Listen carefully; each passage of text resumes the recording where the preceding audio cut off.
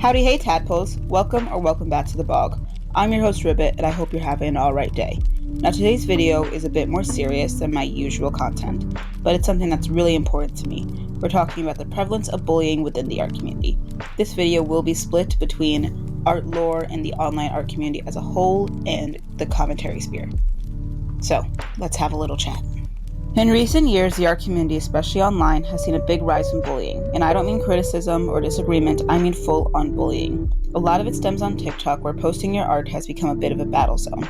If you're not the so-called perfect artist, you're apparently fair game to be torn apart in the comments or videos. So, what is the perfect artist, I hear you cry? Well, the perfect artist is anyone whose art style seems to match the current TikTok-approved aesthetic, which is usually some variation of semi-realism. It's whatever styles the masses have decided is worthy that week. If style doesn't fit that mold, suddenly your work is cringe, ugly, or you just don't care enough about your art. And let's not forget the infamous art lore trend, stemming from when a young artist posted their art which had eyes placed a bit too high comparative to the natural features of the human face when it was clearly a stylistic choice, and people went out of their way to bully them. And now people will go after any artist with a unique style. They pick apart the artist's personality, their identity, their art, anything that can be twisted into a reason to mock them. And this behavior drives people off the platform, and some even stop making art altogether. And it's really sad, especially because a lot of these are kids and teens who are trying to find their art style. And even when they're not kids, people are allowed to have different art styles. Art is about creativity, not fitting into a box. It's not a popularity contest. It's supposed to be fun, expressive, and freeing.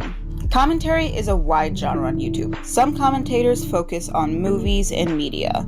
Then there are the drama/tea channels, and within those channels, there's the art commentary community, or the ACC, where things get a bit messier. To be clear, I will not be naming any specific YouTubers in this video. That's not the point. It's just about the pattern of bullying that I've been seeing. Whenever there's drama surrounding an artist, be it serious or not, everyone and their mother jumps on it to share their thoughts and opinions, which is fine. Discussions are important and accountability important. But what's not helpful is when those commentary videos start to shift away from facts and lean into irrelevant insult.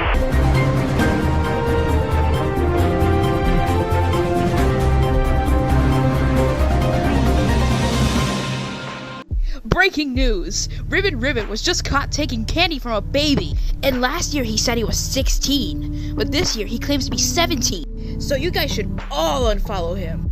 Plus, his art sucks ass anyway. Like, why are his eyes so sparkly? That's so ugly, what the fuck? Whoa, wait! I didn't do that! Well, aside from getting older, I guess. But seriously, why are we talking about my art right now, which has nothing to do with the alleged actions I took, that I didn't do? And this is exactly the issue. Some drama tubers start focusing on things like how someone's art looks, as if that has the same weight as their behavior.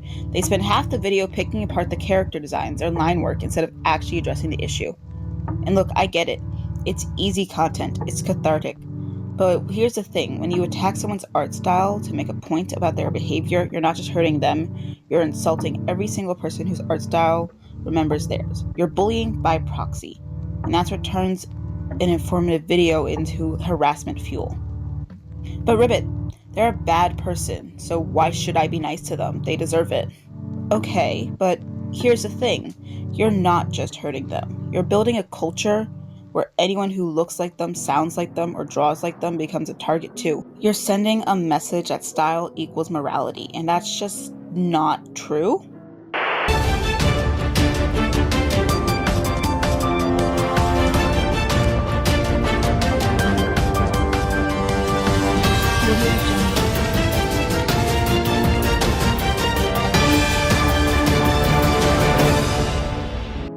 This just in, RIBBIT actually didn't do those things. He was just accused of it because his art is actually amazing.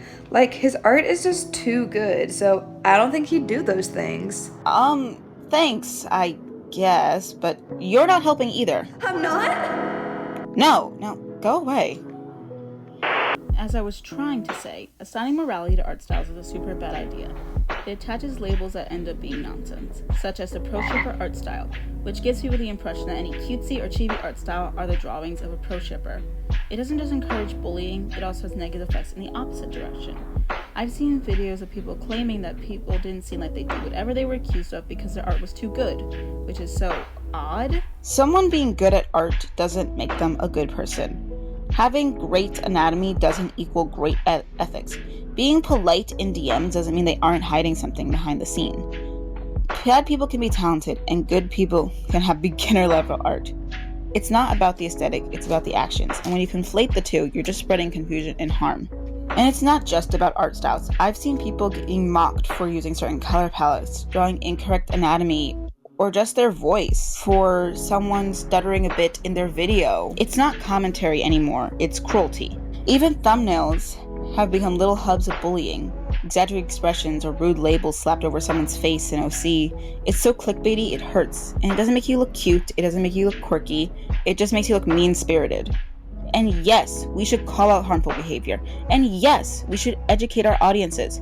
But don't stoop to mocking someone's art or voice because it's easier than doing research. That's lazy and doesn't create change, it creates a dog pile.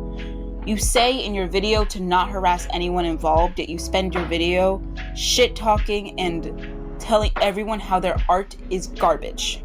We can and should do better. Hey, you too! Yeah? What have we learned? Bullying is wrong. Art doesn't change actions. Good job. So, to wrap things up, there is no place for bullying in this community. Art is meant to be fun, weird, colorful, and expressive. A place where people can be themselves and be creative. Not where people have to be worried that their art's going to get ridiculed. So, whether you're a beginner, professional, traditional, digital, whatever, your art's valid. You are valid, and you deserve to be treated with basic respect. Thank you so much for watching. I really appreciate you sitting through this podcast, and I'd love to hear your thoughts in the comments.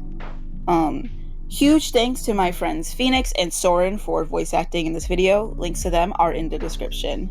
Subscribe to join the blog and grow our tadpole army. And of course, have a frogtastic day.